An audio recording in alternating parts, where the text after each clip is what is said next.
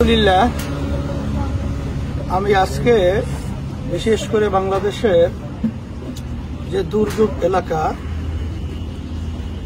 ফেনী, নোয়াখালী, কুমিল্লা আসছি। সবচেয়ে বেশি ক্ষতিগ্রস্ত ফেনী জেলা। সেখানে ভিতরে অনেক এখন পর্যন্ত মানুষ পানিবদ্ধ অবস্থায় আছে। আর এত পানি ইতিহাস ফেনীর জীবনে বা কেউই কোনোদিন এটা দেখে নাই। হঠাৎ এই কাণ্ড কিভাবে ঘটল আমরা যতটুকু মিডিয়া সহ বিভিন্ন পর্যায়ে দেখছি যে আমাদের পাশের রাষ্ট্র ভারত, তামাম দুনিয়ার ইতিহাস হলো পাশের রাষ্ট্রে যে দেশ থাকবে তাদের সাথে সৌহার্দ্যতা, সৌন্দর্যতা এবং সুসম্পর্ক থাকবে, এটাই হলো বাস্তবতা।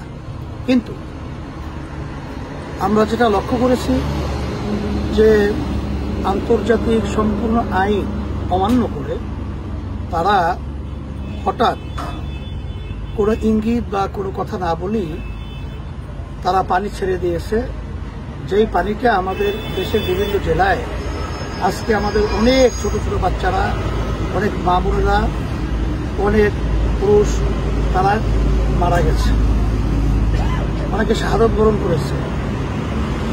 আমাকে বলতেছিল বাস্তব একজন যে আমাদের সামনে থেকে মহিলাদেরকে পানির স্রোতে নিয়ে যাচ্ছে, গার্জিয়ানরা স্বামী সহ কেউই ধরে রাখার কোনো সুযোগ পাইছে না। যাই হোক, এই অবস্থায় আমি তো সশরীরে আলহামদুলিল্লাহ এখানে আসলাম, দেখলাম, ত্রাণ বিতরণ করলাম। এখানে আমাদের সকলেই আমাদের যার যেভাবে আল্লাহ তৌফিক দান করছেন সেইভাবে সবাই উদ্যোগ নিয়ে আমাদের এই দুর্গত আমার যারা নাকি অসহায় অবস্থায়, যারা নাকি বন্যা কবলিত কঠিন একটা অবস্থায় দিন রাত্রি যাপন করতেছেন তাদের পাশে দাঁড়ানোর জন্য আমি আহ্বান করতেছি। এবং আর্থিকভাবে, শারীরিকভাবে যেভাবে যে সুযোগ পান সেভাবে আপনারা সহযোগিতা আসবেন। এবং মাশাআল্লাহ অনেকেই আসতেছেন এবং সবাই সহযোগিতাও করতেছেন। এই জন্য সকলকে আমি আন্তরিকভাবে ধন্যবাদ জানাই। আল্লাহ জাযায়ে খয়র আপনাদেরকে দুনিয়া বা আখিরাতে দান করুক। আর সাথে সাথে আমাদের ইসলামী আন্দোলন বাংলাদেশ, জাতীয় উলামা মাশায়েখ আইম্মা পরিষদ এবং অন্যান্য সহযোগী সংগঠন সহ আপনারা সকলেই আমাদের এই ভাইদের, মা বোনদের এবং এই বাচ্চাদের পাশে দাঁড়াবার জন্য আপনারা সর্বত্র এর সহযোগিতার জন্য আর্থিকভাবে আমার ভাইদের কাছে যাবেন, তাদের কাছে সহযোগিতার জন্য বলবেন।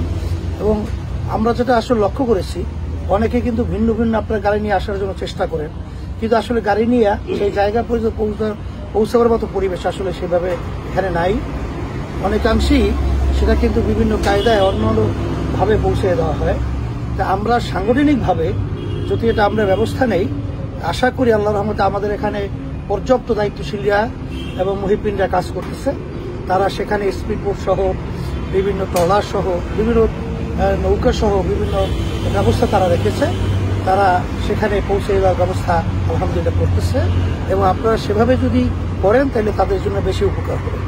তাই সবাই ভালো থাকেন, আল্লাহর কাছে দোয়া করেন আল্লাহ যেন এই বিপদ থেকে সকলকে উদ্ধার করে এবং সবাইকে যেন আল্লাহ ভালো রাখে। আমরা সবাই সবার জন্য দোয়া করি। আলহামদুলিল্লাহ, সবাই ভালো থাকেন, আল্লাহ কবুল করুন।